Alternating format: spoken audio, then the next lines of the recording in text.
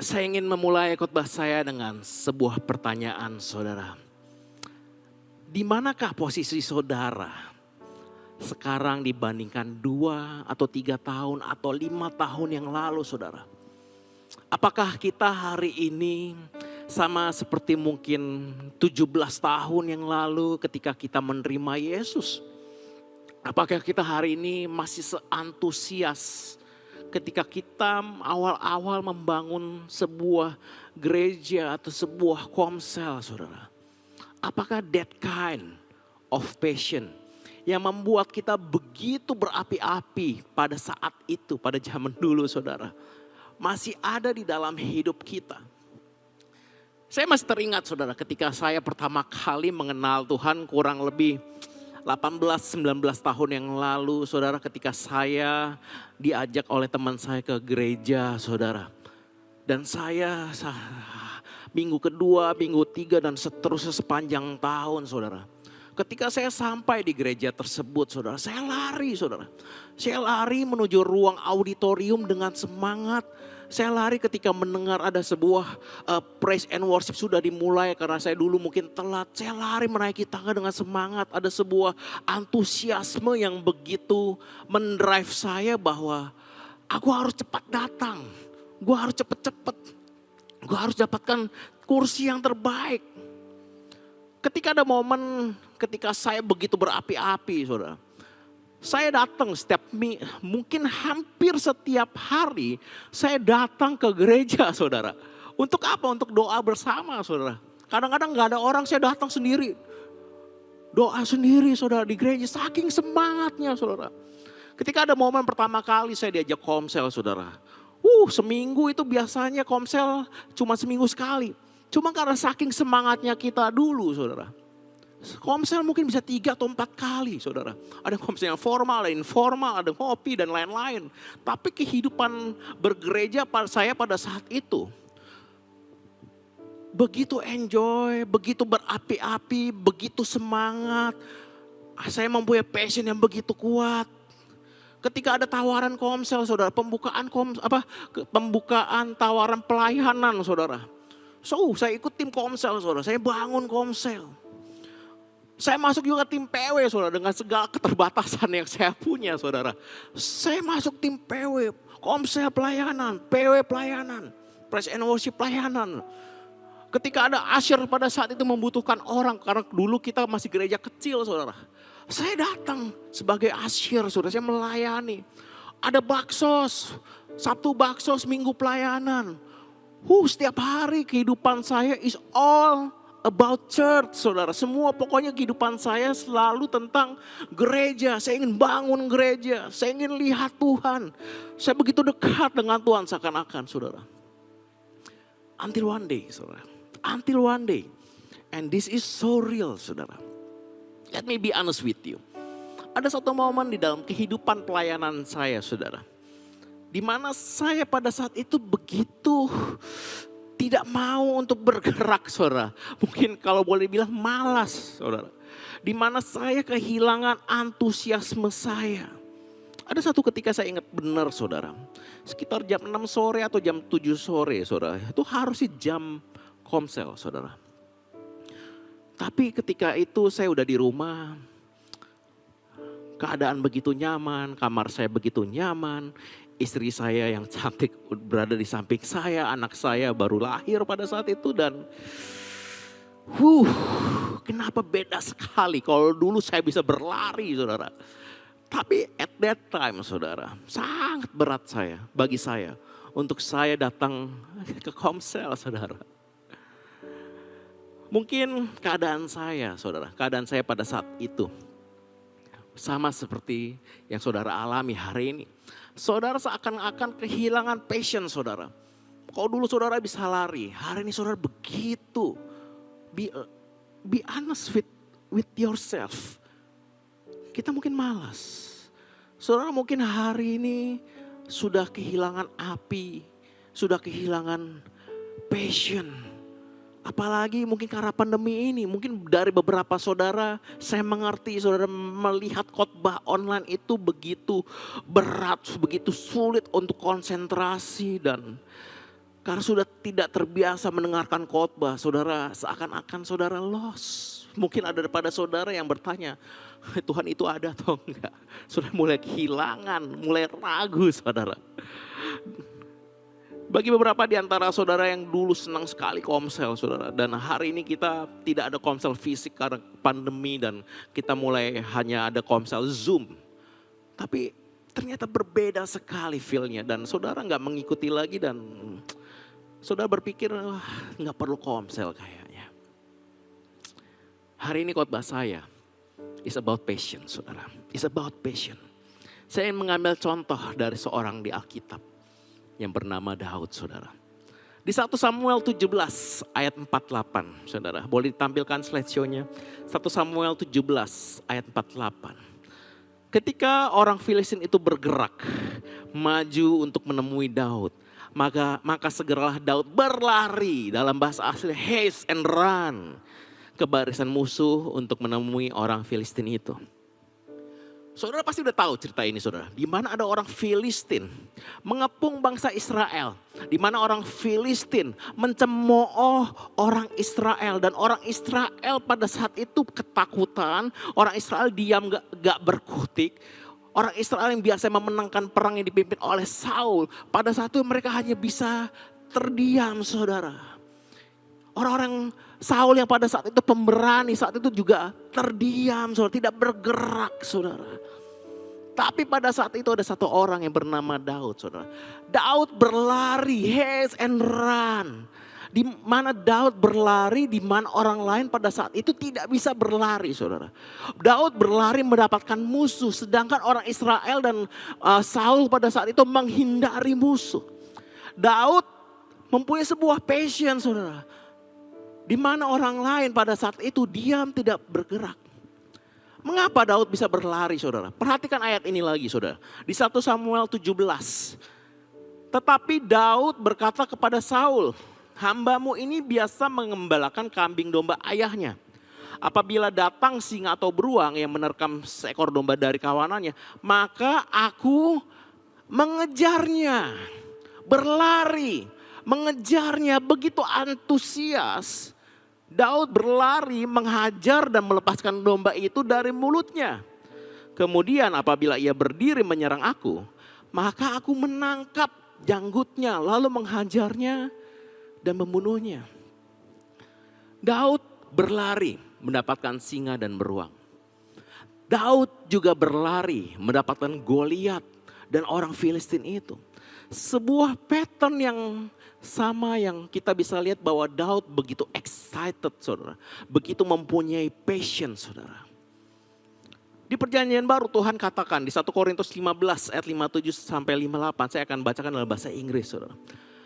But thank God He give us victory over sin and death through our Lord Jesus Christ. So my dear brother and sister, be strong and immovable. Always walk enthusiastically for the Lord. For you know that nothing you do for the Lord is ever useless. Kalau Tuhan sudah melepaskan Daud dari cakar singa dan beruang, ketahui sebuah kebenaran ini saudara. Masuki ke dalam alam bawah sadar saudara bahwa Tuhan sudah melepaskan kita dari kuasa dosa dan kematian. He give us victory over sin and death. Ada sebuah kepastian saudara. Ada sebuah kepastian di mana kita tidak lagi dikuasai dosa dan kematian dan maut saudara. Sama seperti Tuhan memberikan kepada Daud bahwa Tuhan pasti membawa kemenangan kepada Daud melawan singa dan beruang.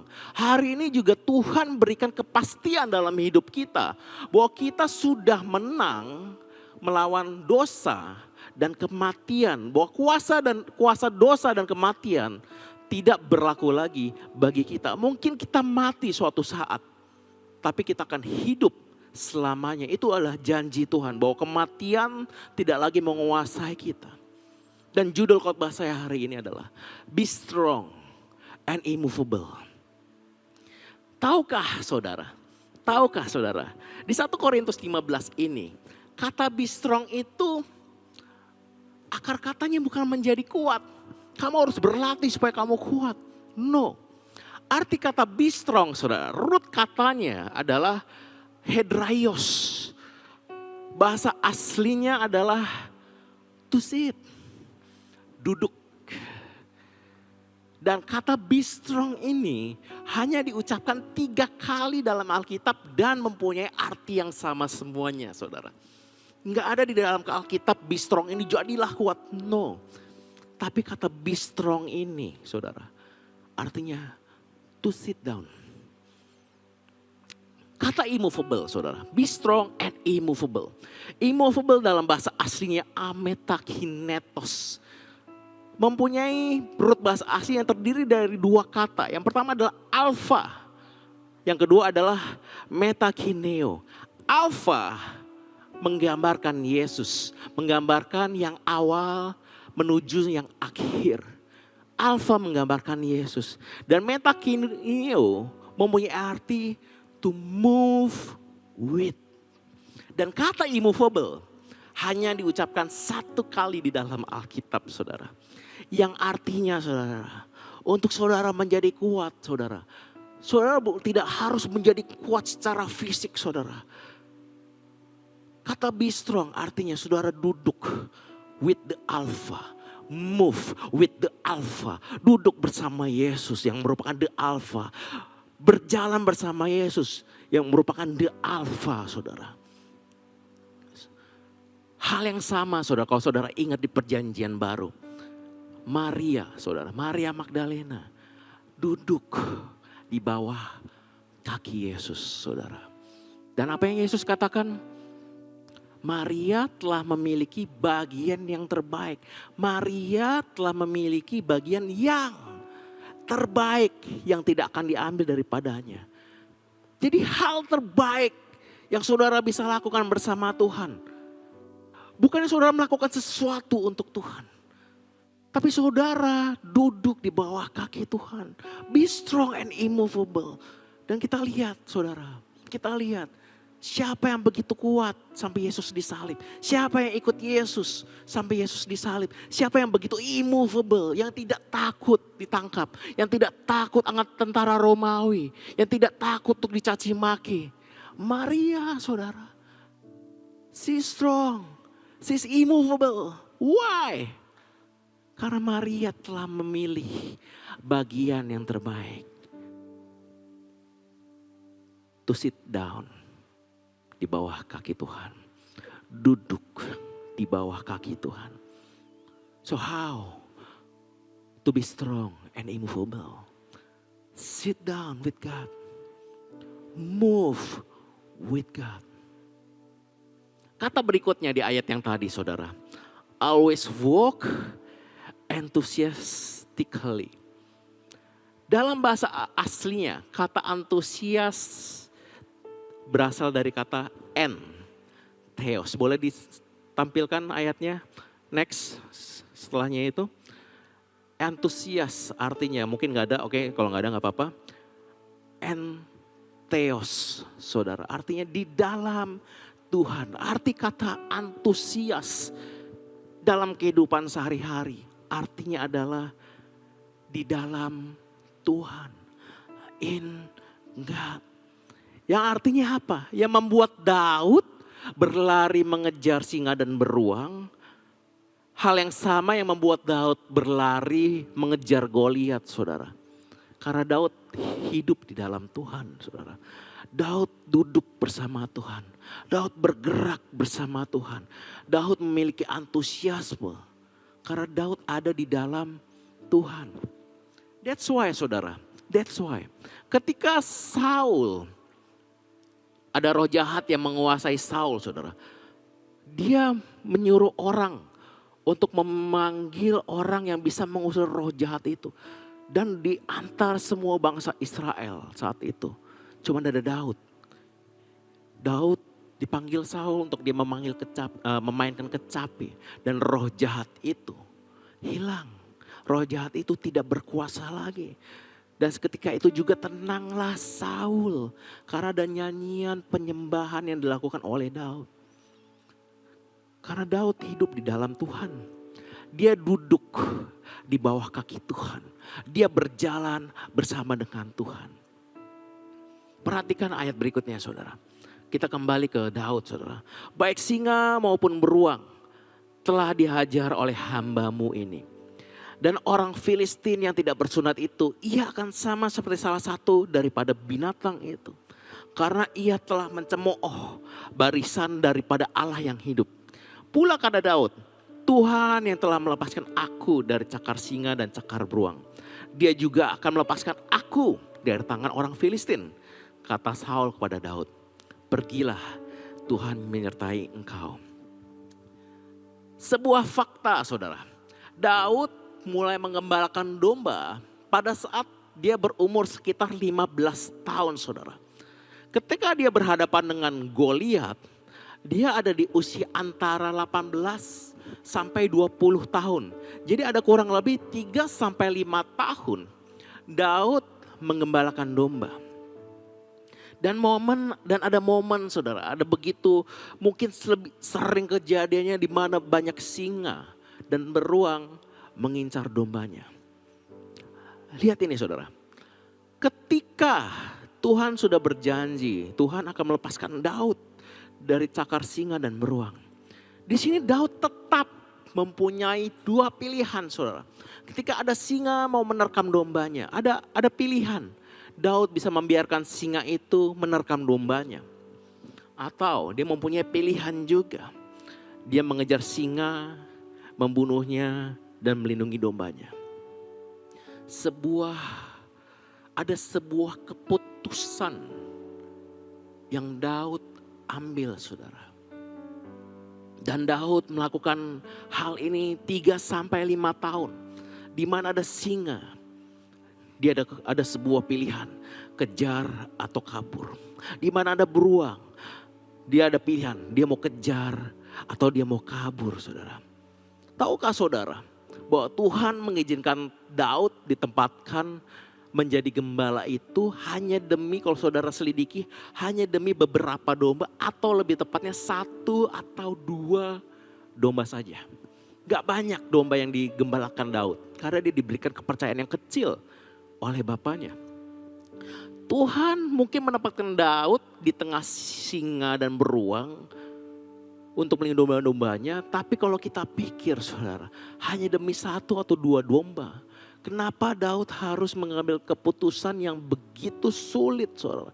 Mengapa demi 1 atau 2 domba aja Daud harus melawan singa atau beruang saudara? Tapi saat inilah momen yang membentuk Daud saudara. Kita ingin baca di 1 Yohanes 1 ayat 6 saudara.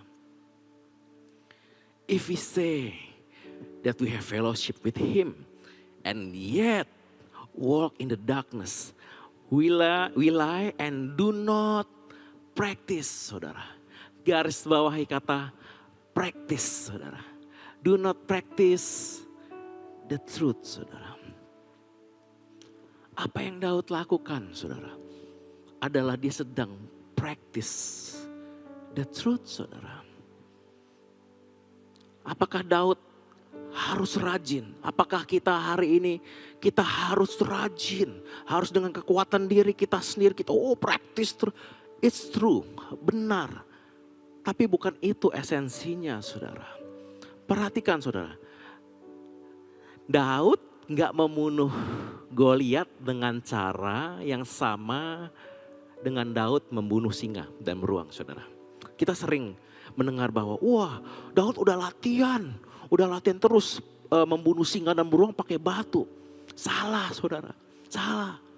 Daud gak membunuh singa dan beruang gak pakai batu saudara. Tapi kalau saudara baca di ayat yang tadi, Daud membunuh singa dan beruang itu dia mencengkram janggut dari singa itu. Dia mengejar, dia menangkap janggutnya lalu dibunuhlah. Jadi Daud gak membunuh singa dan beruang dengan batu saudara. Tapi dengan tangannya saudara. Atau mungkin dengan pisaunya tidak diceritakan di dalam Alkitab. Tapi yang Daud lakukan pada saat itu, betul Daud mempunyai keputusan bahwa dia harus praktis, saudara. Dia harus praktis, dia harus latihan membunuh singa dan beruang, saudara. Mungkin hari ini saudara ditempatkan bahwa saudara harus praktis, saudara. Lakukan, saudara. Lakukan, saudara. Tapi ayat ini berkata practice the truth. Practice the truth, saudara. Dia izinkan Tuhan untuk membuktikan bahwa Tuhanlah yang melepaskan Daud. Daud sedang mempraktis imannya. Dia melatih imannya. Dengan cara apa? Dengan cara dia gak lari dari singa dan beruang. Dengan cara dia maju. Yes, he sit down with God. Dia duduk dengan Tuhan. Yes, dia berjalan dengan Tuhan. But remember this, saudara.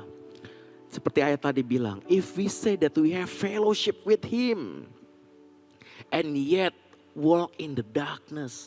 Maksud kata yet walk in the darkness, saudara. Saudara tetap perlu mengambil sebuah keputusan, saudara. Untuk saudara bisa praktis Tuhan, praktis the truth. Daud praktis daily. Dia membunuh singa dan beruang mungkin seminggu sering, saudara. Dia lari, dia mengejar singa, saudara.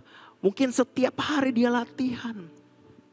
Ketika saudara hari ini bertanya, mengapa Tuhan tempatkan saudara di posisi sulit? Ketika saudara hari ini mengalami kehidupan yang berat, saudara. Ketika hari ini saudara mengalami kehidupan yang mungkin tidak berasa adil, saudara. This is the moment, saudara. Sit with God, move with God, but remember to practice the truth. Don't be afraid of your problem, saudara. Kejarlah singamu, saudara. Kejarlah singa yang mungkin gak cuma demi 1-2 domba, saudara. Permasalahan ini terlalu kecil atau permasalahan ini bahkan terlalu besar, saudara. Remember this, saudara. Practice the truth, saudara. Bahwa Tuhan sudah memberikan engkau kemenangan, saudara. Bahwa Tuhan berjanji bahwa engkau tidak akan ditinggalkan sekalipun. Yang perlu engkau latih adalah imanmu.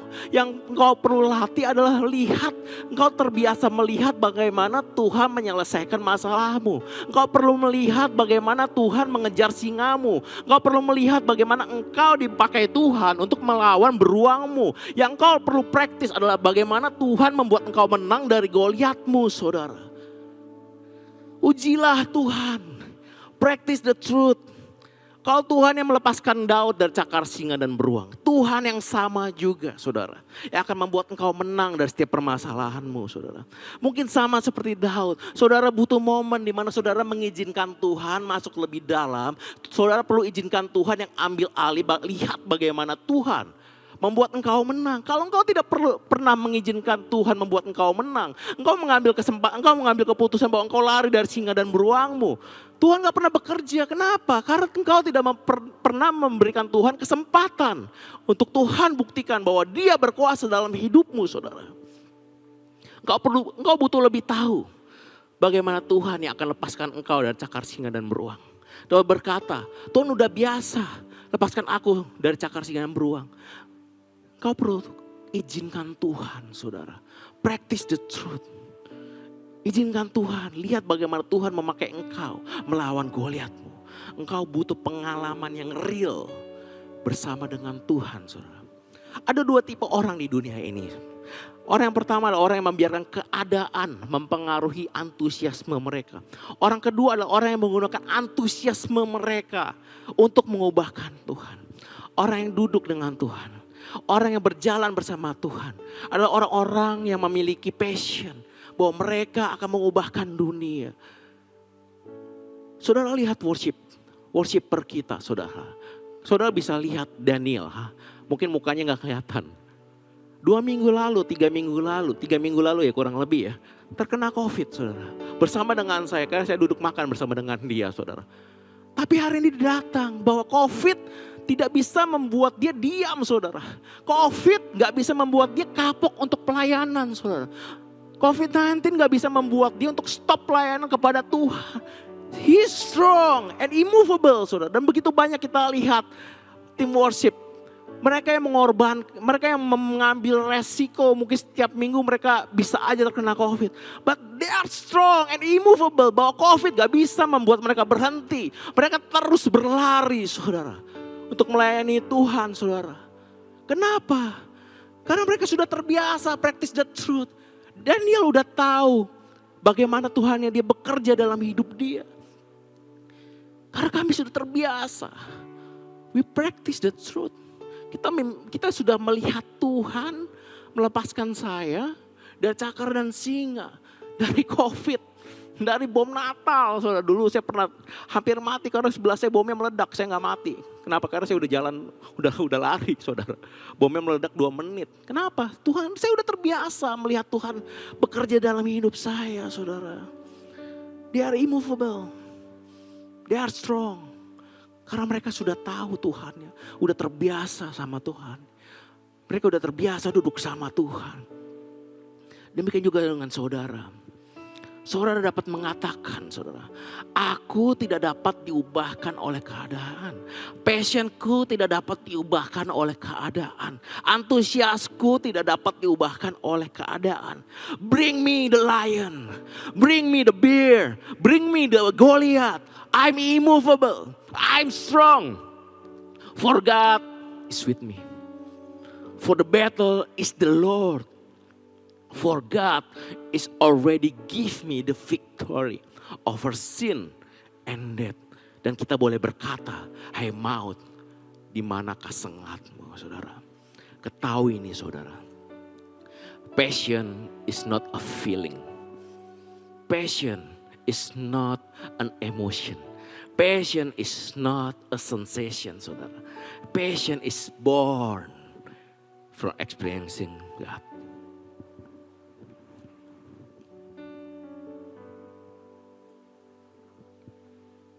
Passion kita bukan karena feeling, saudara. Bukan karena saya lagi semangat. Bukan saya karena baru dapat duit banyak, jadi semangat. No, itu hanya sementara, saudara. Tapi passion, antusiasme lahir dari pengalamanmu bersama dengan Tuhan. And that's the story of David. Until one day, saudara, something happen. Di 2 Samuel 11. Pada pergantian tahun, pada waktu raja-rajanya biasa maju berperang, maka Daud menyuruh Yoab maju berserta orang-orangnya dan seluruh orang Israel. Mereka memusnahkan Bani Amon dan mengepung kota Raba. Sedang Daud tinggal sendiri di Yerusalem. Sekali peristiwa pada waktu petang ketika Daud bangun dari tempat pembaringannya. Lalu berjalan-jalan di atas sotoh istana. Tampak kepadanya dari atas sotoh itu seorang perempuan sedang mandi. Perempuan itu sangat elok rupanya. Saudara tahu cerita ini, saudara. Diceritakan, saudara, di ayat yang pertama. Pada saat itu biasanya raja maju berperang, saudara.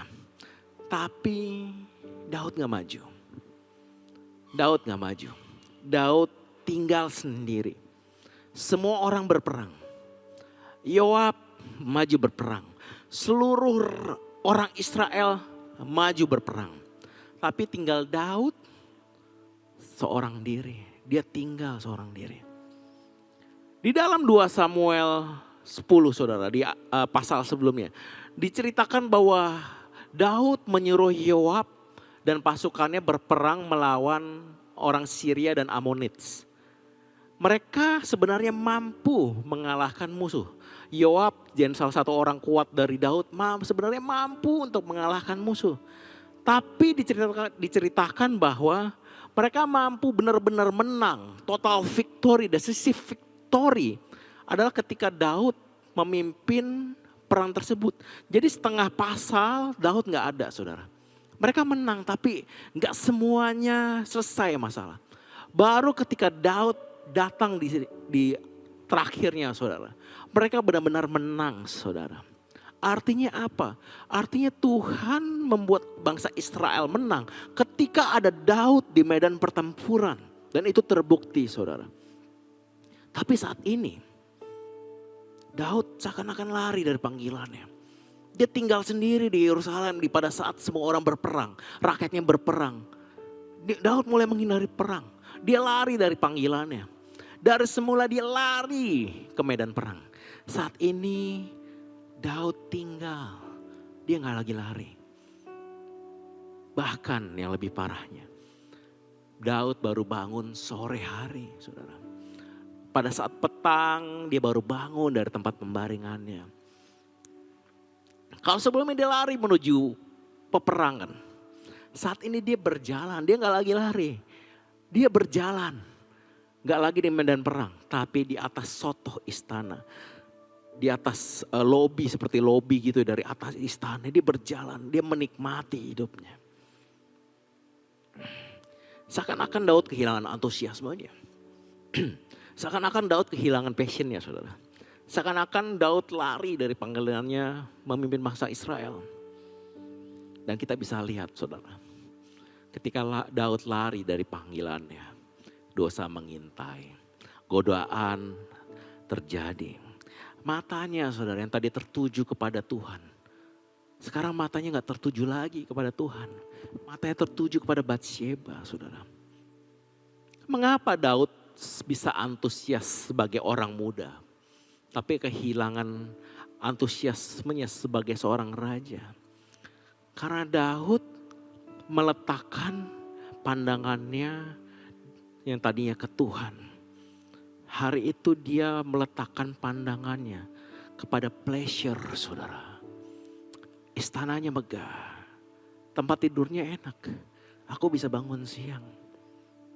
Gak salah untuk saudara istirahat, saudara. Gak salah untuk saudara istirahat.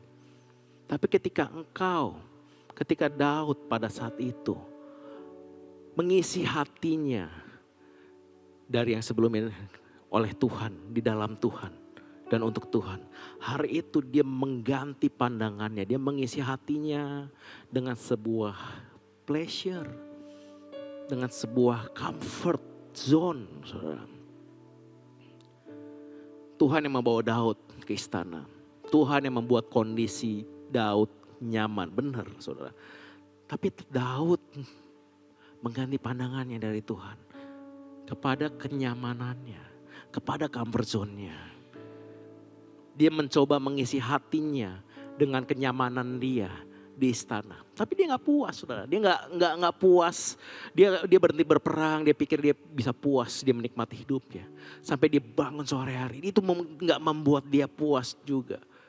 Sampai akhirnya dia melihat Batsheba. Dia pikir dia bisa mengisi hatinya dengan Batsheba. Tapi enggak. Tapi bukan itu yang bisa mengisi hati Daud, saudara.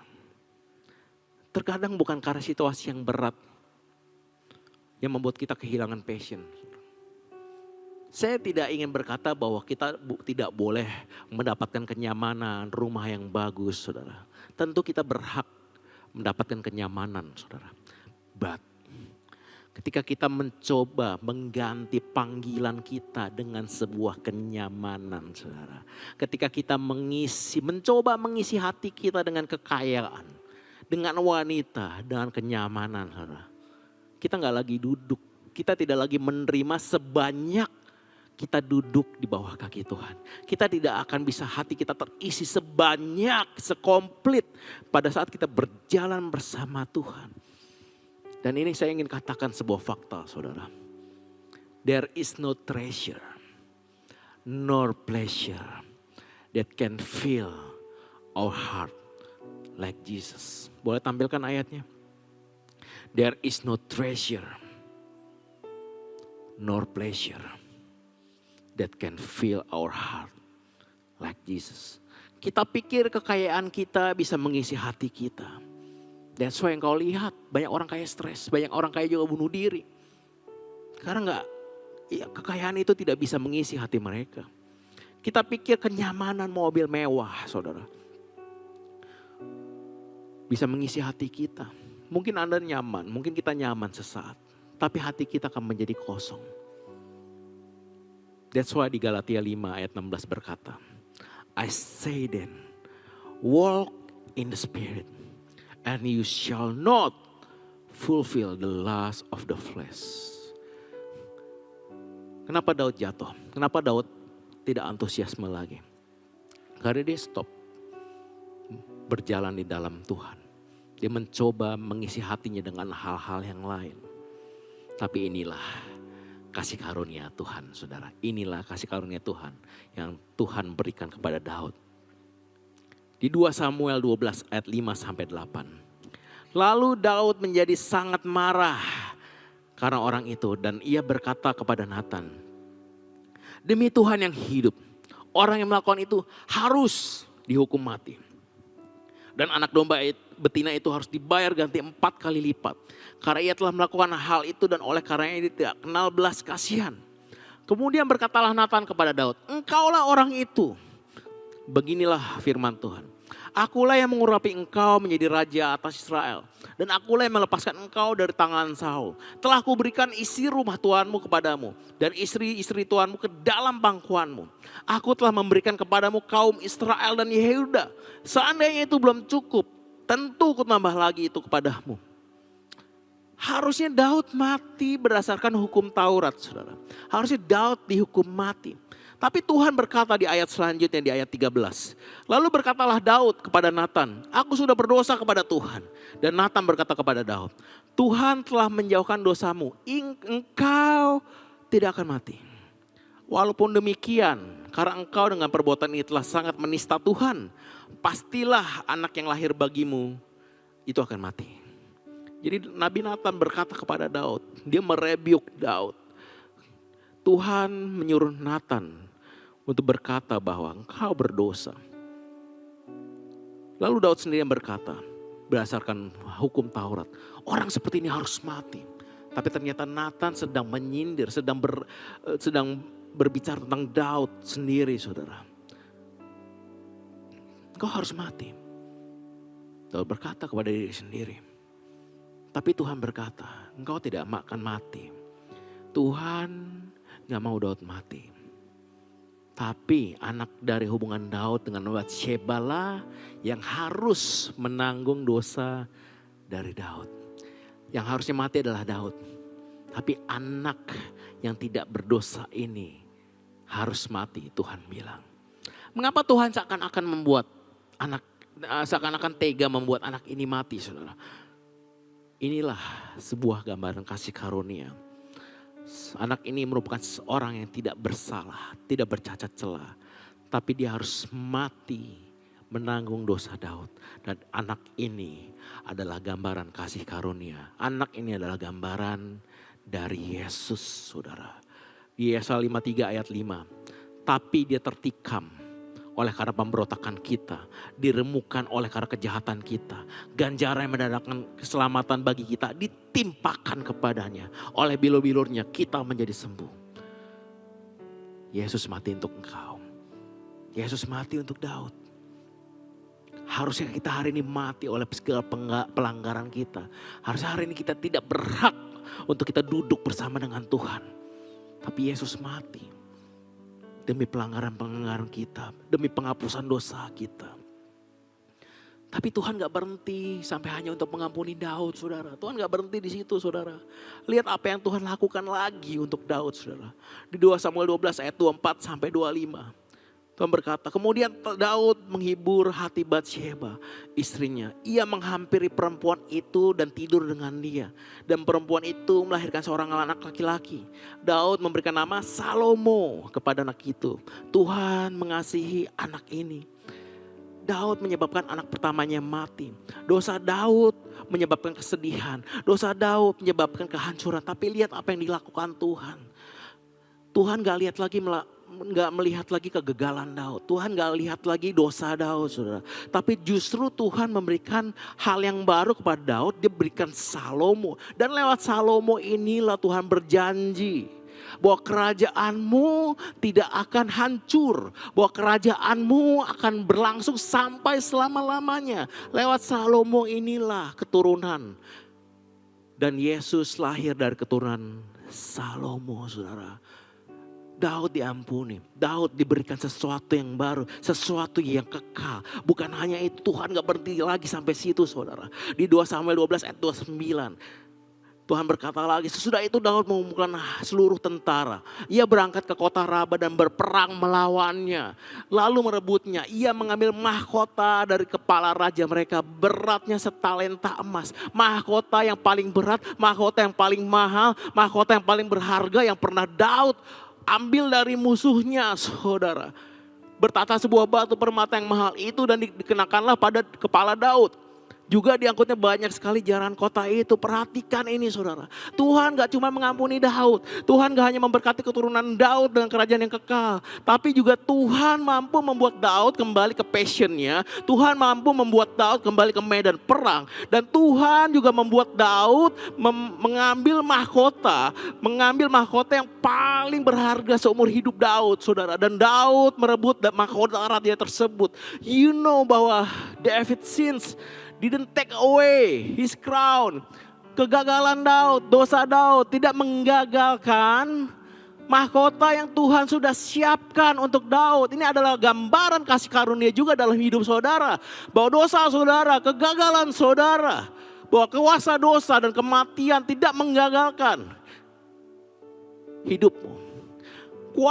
Kegagalanmu tidak menggagalkan rencana Tuhan untuk memberikan mahkota dalam hidupmu. Kegagalanmu yang sesaat, dosamu yang sesaat, mungkin kita bisa jatuh saudara. Saya bisa jatuh saudara. Saudara mungkin bisa jatuh saudara. Tapi Tuhan gak pernah jatuh untuk saudara. Tuhan gak pernah gagal dalam hidup saudara. Mahkota itu tetap diberikan kepada saudara. Kepada kita saudara. Can you see the pattern here saudara? Ketika Daud menjauh, Tuhan mendekat. Ketika Daud jatuh, Tuhan yang pulihkan. Ketika Daud kehilangan passion, saudara, Tuhan yang memulihkan passion. Our season may be changed, our season may change, but His passion for us lasts forever. His passion in us never fail. Antusiasme Tuhan, passion Tuhan dalam hidup kita gak pernah gagal. Passion kita mungkin gak sempurna, tapi passion Tuhan dalam hidupmu gak pernah gagal. Gak pernah gagal. We may fail God, we may fail ourselves, but God never fails us. Dia gak pernah melepaskan pandangannya dari kamu. Dia gak pernah membiarkan kamu jatuh sampai tergeletak. Dia gak mau kamu jatuh terus. Kalau kamu jatuh hari ini, get up. Tuhan udah ampuni. Kita bisa jatuh saudara. Tapi kuasa dosa gak punya kuasa lagi dalam hidup kita. Dia mau pulihkan passion. Dia mau pakaikan mahkotamu.